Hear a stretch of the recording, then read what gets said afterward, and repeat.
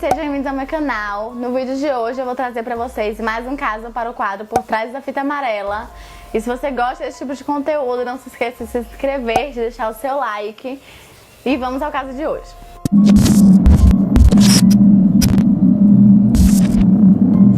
Caetano Santos Godino, ou popularmente chamado de Petiço Orejudo, que significa anão orelhudo em espanhol, foi o primeiro serial killer da Argentina, que com apenas 16 anos de idade ele foi capaz de cometer crimes horríveis. No começo do século XX, ele foi acusado do assassinato de 4 crianças, tentativa de assassinato de outras 7 e ele causou incêndio em 4 prédios.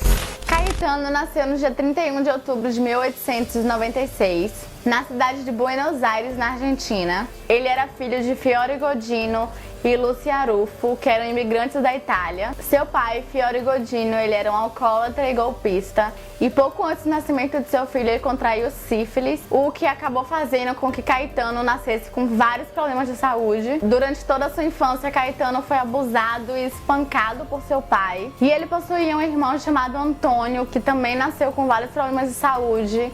E ao crescer, ele acabou seguindo os mesmos passos do pai e também se tornou um alcoólatra.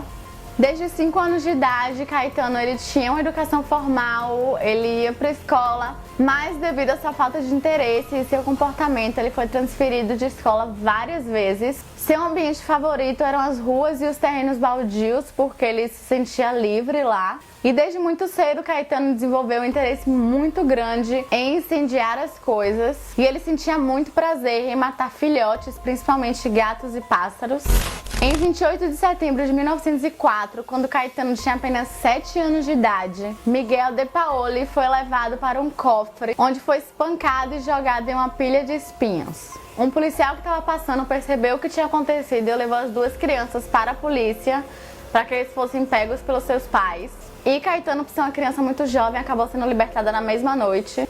No ano seguinte, Godino acabou pegando Ana Nery, de apenas 18 meses de idade. Ele levou ela para um terreno baldio, onde espancou sua cabeça diversas vezes com uma pedra. E mais uma vez ele foi descoberto pela polícia, que levou ele para a delegacia, mas ele foi libertado na mesma hora. E no dia 29 de março de 1906, o que seria supostamente o primeiro crime de Godino, passou completamente despercebido e só foi descoberto anos depois, quando ele foi preso e ele mesmo confessou.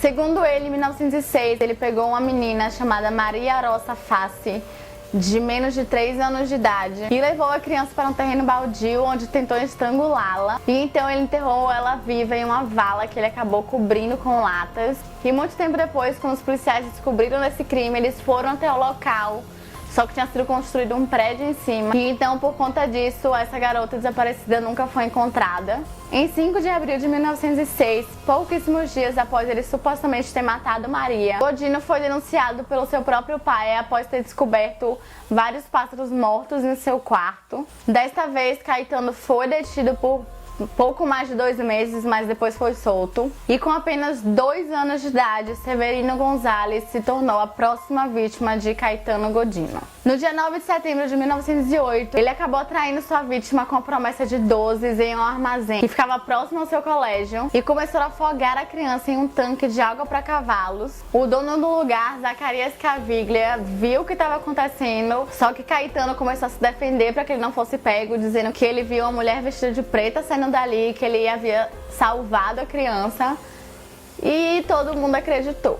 Caetano chegou a ajudar na busca por essa mulher misteriosa vestida de preto. 6 dias depois, no dia 15 de setembro, na rua Colombre, de número 632, ele queimou um cigarro no olho de uma criança chamada Júlio Botti, de apenas 22 meses de idade. Ele foi descoberto pela mãe da criança, mas ele conseguiu fugir. E no dia 6 de dezembro, Lúcia e Fiore se cansaram do comportamento do filho, que estava com apenas 12 anos de idade, e devolveram ele para a polícia. E dessa vez ele foi enviado para a colônia juvenil Marcos Paz, onde ele permaneceu por 3 anos. E enquanto ele estava preso, ele acabou aprendendo a escrever e a ler um pouco. E sua permanência no reformatório, em vez de ajudá-lo a melhorar, piorou tudo, deixando ele ainda mais frio e perverso. No dia 23 de dezembro de 1911, 2 meses após completar 15 anos de idade, Caetano voltou para casa. Seus pais até conseguiram para ele um trabalho em uma fábrica, mas ele não durou muito. E a vida de Caetano era nas ruas, e dessa vez ele não se limitou apenas a bairros perto que ele conhecia, e ele começou a se expandir em direção às partes mais decadentes da cidade, onde ele começou a beber. E com a bebida, Caetano começou a sentir muita dor de cabeça, e toda vez que ele sentia essas dores de cabeça, ele sentia mais vontade de matar ainda. E no dia 17 de janeiro de 1912, Caetano, que já estava conhecido na rua como Petiço Orejudo, entrou em uma vinícola na rua Corrientes e acabou incendiando o lugar. E após sua prisão, ele declarou: "Eu gosto de ver o trabalho dos bombeiros, é bom ver como eles caem no fogo." No dia 21 de janeiro de 1912, o corpo de uma criança de 13 anos foi encontrado em uma casa abandonada. A vítima era Arturo Laurora, que apresentava sinais de espancamento por todo o seu corpo, mas as investigações não levaram a polícia a lugar nenhum. E em dezembro de 1912, Caetano acabou confessando esse crime. No dia 7 de março, Reina Venikoff, de apenas 5 anos de idade, estava admirando uns sapatos em uma vitrine na rua, quando seu avô começou a ouvir gritos de desespero e viu que alguém tinha ateado fogo no vestido da criança. O avô tentou chegar a tempo, mas ele não conseguiu.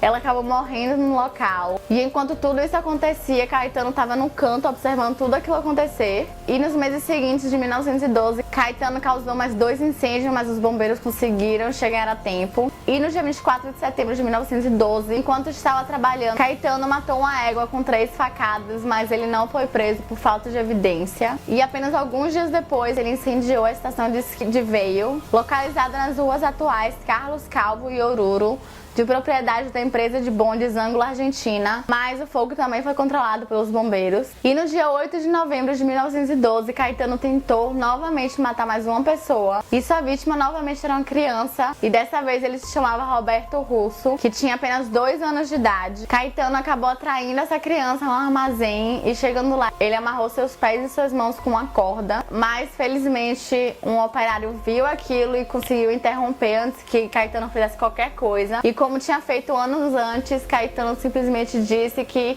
ele tinha visto uma mulher de preto saindo dali, ele tinha aparecido para salvar a criança. Mas dessa vez a polícia não acreditou muito nessa história, mas mesmo assim acabou liberando Caetano por falta de evidência. Caetano falhou em matar mais 2 crianças, Carmen Guitone, de apenas 3 anos de idade, e Catalina Naulener, de apenas 5. E nas 2 ocasiões, Caetano conseguiu fugir antes da polícia chegar, e mais uma vez ele ficou livre. A essa altura, a polícia já estava de olho no Petiço Orejudo, que estava sendo visto em várias ocasiões e que tinham crianças em situações de perigo, e todas as suspeitas, desde seu passado conturbado e como ele tá nas cenas do crime, misteriosamente na hora certa, Caetano saiu da posição de herói e ele começou a ser o principal suspeito.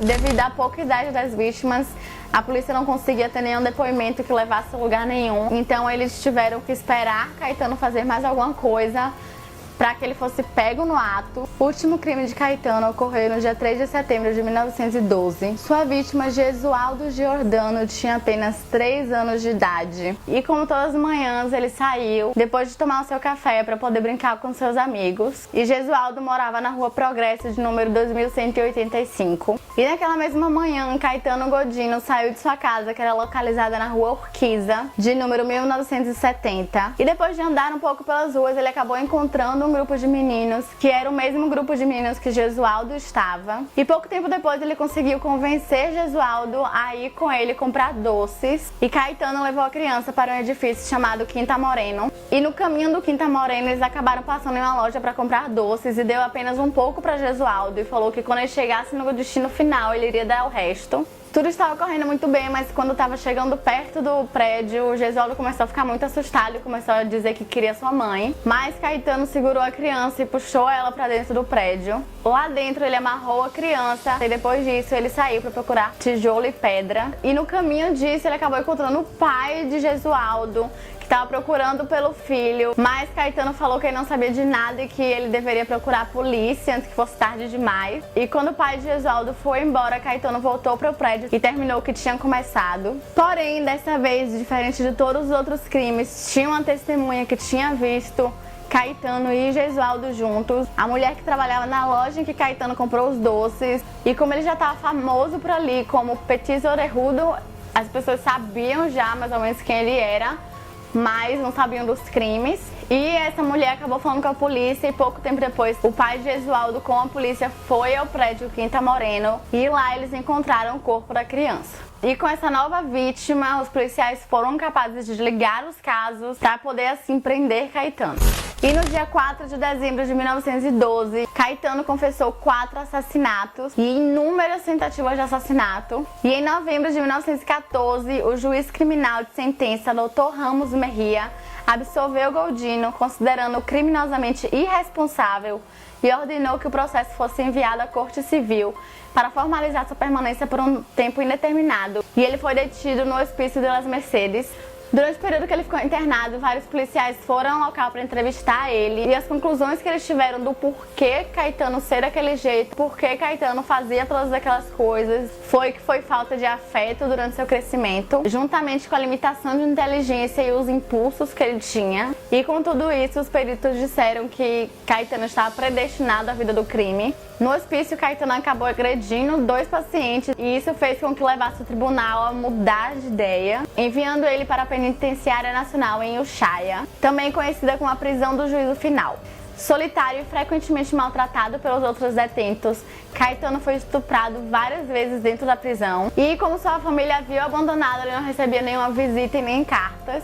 Em 1933, ele acabou estrangulando um gato que estava circulando pela prisão. Isso fez com que os outros detentos ficassem revoltados, porque aquele gato era o mascote dali. Então eles bateram muito em Caetano e ele acabou ficando na enfermaria durante 20 dias. No dia 15 de novembro de 1944, Caetano Goldino foi encontrado morto em sua cela. A causa oficial foi que ele teria morrido por hemorragia interna devido aos espancamentos que ele sofreu e do abuso sexual contínuo que ele recebeu dos outros criminosos. A prisão hoje em dia é um museu com figuras de cera de todos os presos famosos que já passaram por lá e Caetano Goldino está incluído neles. É isso, gente. Esse foi o vídeo de hoje. Eu espero que vocês tenham gostado. Se vocês gostaram, não se esqueçam de se inscrever e de deixar o seu like. E se vocês quiserem algum caso específico, é só comentar aqui embaixo que eu vou anotar para poder trazer para vocês. E é isso. Beijo!